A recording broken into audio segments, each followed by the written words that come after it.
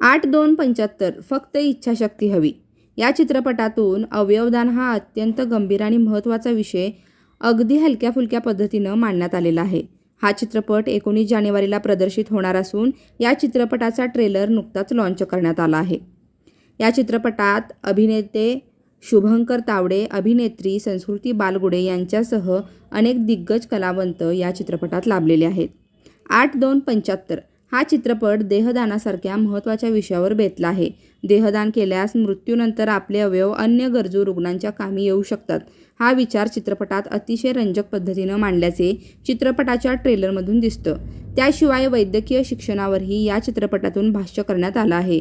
त्यामुळे उत्तम स्टारकास्ट असलेला महत्त्वाचा विषय मनोरंजक पद्धतीनं मांडणारा 8-2-75 फक्त इच्छाशक्ती हवी हा चित्रपट आता लवकरच चित्रपटगृहात प्रदर्शित होत आहे.